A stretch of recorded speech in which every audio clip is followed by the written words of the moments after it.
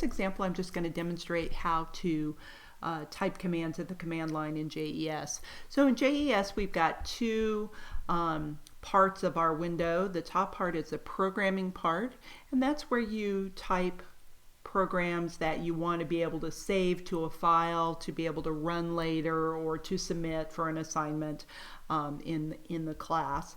And then we have the command line down here in the black area at the bottom, and from there you can run the programs that you've written at the top, but you also can just try things. You can type commands, Python commands at the command line and see what happens. So you can just play around and try things, and I encourage you to do that.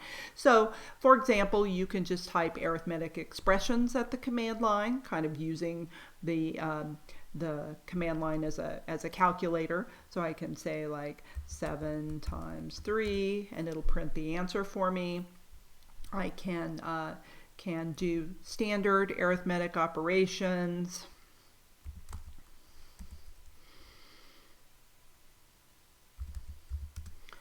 And so forth. Another thing that we'll often do at the command line is print things. So I can say something like print 7 plus 4, and it'll print the answer. So the print command is a common command that we use.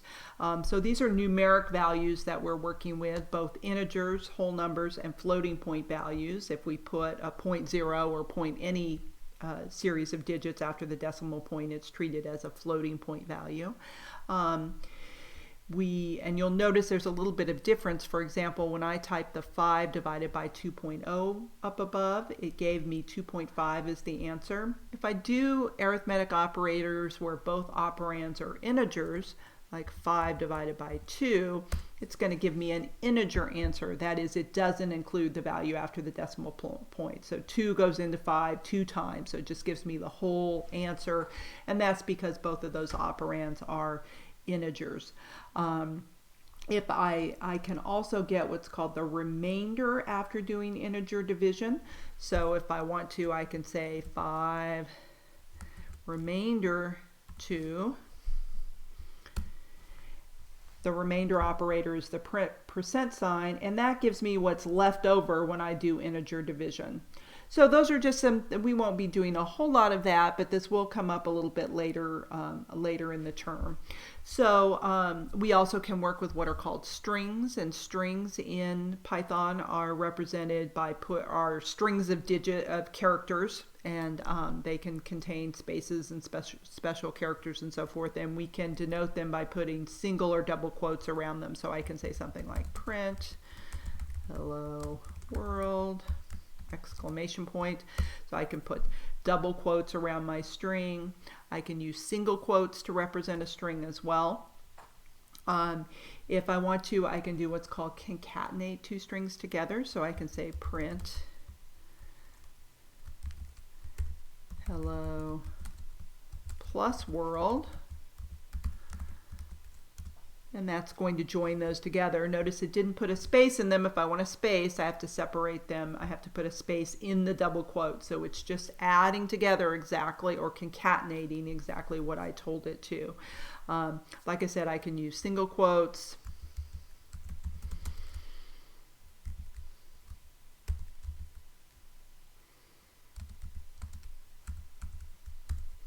If I want to print more than one thing, I can separate it by commas. Hi there, and then it will put a space in them.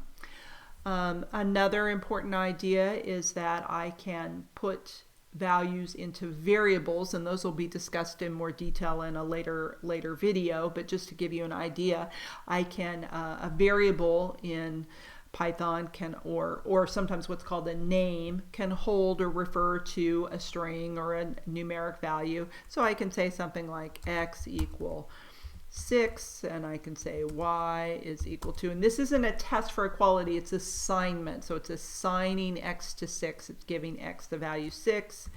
I can say y is equal to 3, and then I can say something like print x plus y, and it'll print the answer for me.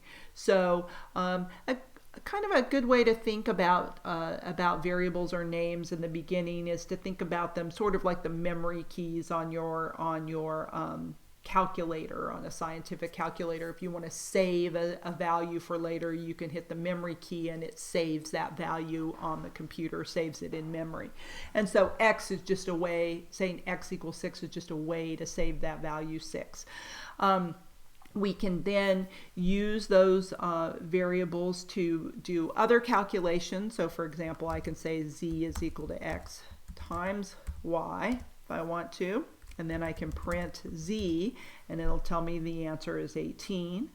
I can use the same value on the left and right hand side of the assignment statement. So I can say something like z is equal to z plus 1. So that's going to take the current value of z, which is 18, and add 1 to it. So now if I print z, it's 19. I can do the same thing with strings. So I can do something like first equals Sally and last equals Smith. And I can say print first plus last, and it'll print Sally Smith. If I would like to put a comma between those, I could say something like print last, comma, a comma character, which I can put in double quotes or single quotes, comma, comma first, and that prints Smith, comma Sally. I can, sort of a fun thing I can do with strings in Python is I can multiply them by an integer, and that has kind of interesting results. So I can say print hello times 4, and it'll print hello, hello, hello, hello. So these are just some examples of some of the things that you can type at the command line. It's not unusual to make a typo or an error, especially at first, but even after many years of programming, I still make typos or have what are called syntax errors, that is, type illegal commands. So a common one is just to mistype something. So I might say PIRNT, hello, and I'll get invalid syntax. And when that happens, you just want to read the error message and look closely at the error and try to figure out what you did wrong. Another common one is to use an illegal character. So if I said something like print 3 at 4 instead of say times 4, for example, it'll say invalid syntax.